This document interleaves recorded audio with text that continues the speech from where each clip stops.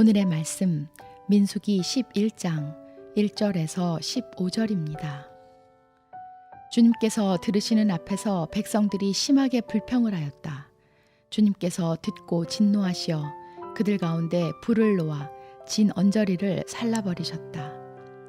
백성이 모세에게 부르짖었다. 모세가 주님께 기도드리니 불이 꺼졌다. 그래서 사람들은 그곳 이름을 다베라라고 불렀다. 주님의 불이 그들 가운데서 타올랐기 때문이다. 이스라엘 자손 가운데 섞여 살던 무리들이 먹을 것 때문에 탐욕을 품으니 이스라엘 자손들도 또다시 울며 불평하였다. 누가 우리에게 고기를 먹여줄까? 이집트에서 생선을 공짜로 먹던 것이 기억에 생생한데 그 밖에도 오이와 수박과 부추와 파와 마늘이 눈에 선한데 이제 우리 눈에 보이는 것이라고는 이 만나밖에 없으니 입맛마저 떨어졌다.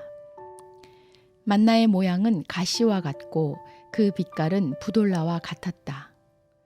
백성이 두루 다니면서 그것을 거두어다가 맷돌에 갈거나 절구에 찍고 냄비에 구워 과자를 만들었다.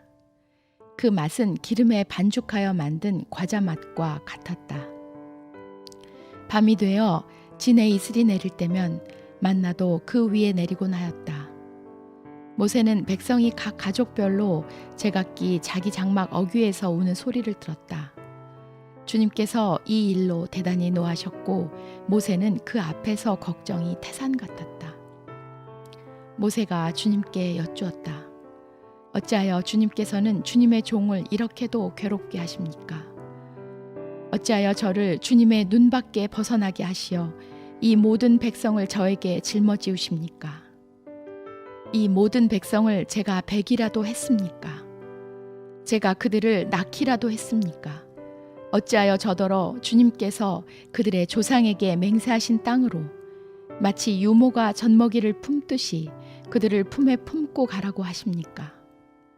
백성은 저를 보고 울면서 우리가 먹을 수 있는 고기를 달라 하고 외치는데 이 모든 백성에게 줄 고기를 제가 어디서 구할 수 있습니까? 저 혼자서는 도저히 이 모든 백성을 짊어질 수 없습니다. 저에게는 너무 무겁습니다. 주님께서 저에게 정말로 이렇게 하셔야 하겠다면, 그리고 제가 주님의 눈밖에 나지 않았다면 제발 저를 죽이셔서 제가 이 공경을 당하지 않게 해주십시오.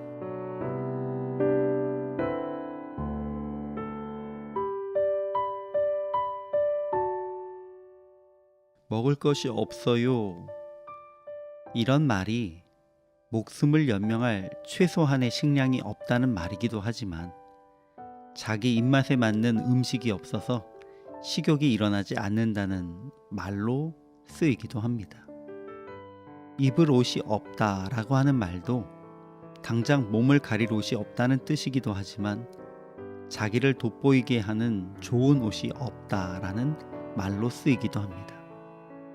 최소한의 생존을 유지하기도 어려운 절대적인 결핍에서 오는 하소연과 살만하지만 더 좋은 것을 원하는 불평, 불만은 분명히 다릅니다. 이스라엘 백성들의 외침은 생존을 위한 최소한의 필요를 요청하는 하소연이 아니었습니다. 속으로 사겨야 하는 불평을 그대로 뱉어내고 있는 것이었습니다.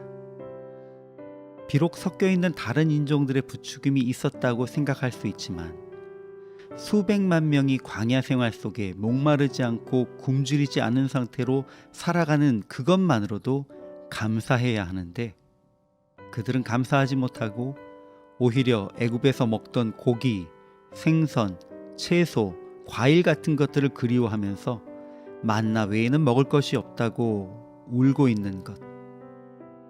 그것은 은혜를 생각하지도 못하는 불평, 불만일 뿐이었습니다.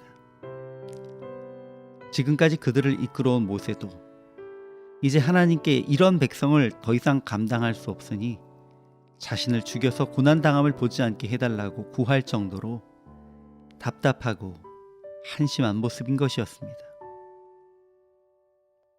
언제나 불평의 출발은 한두 사람에서 시작됩니다.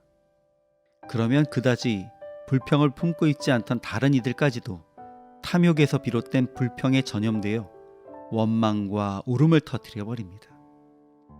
바로 오늘 본문에 기록된 이스라엘 공동체의 모습이 그랬던 것입니다. 하나님은 한 번도 약속을 어기신 적이 없습니다. 신약의 예수님 그리고 구약으로부터 이어지는 하나님의 모든 약속은 우리에게 반드시 일용할 양식을 주신다는 것입니다. 당신의 백성이 오늘의 의식주가 없어서 수치를 당하는 일이 없도록 하시겠다. 이 약속을 하나님은 지키셨습니다. 물론 그 이상의 것을 얻을 수 있는 경우도 있고 그렇지 못한 경우도 있지만 그것은 하나님 앞에 불평할 내용이 아닙니다.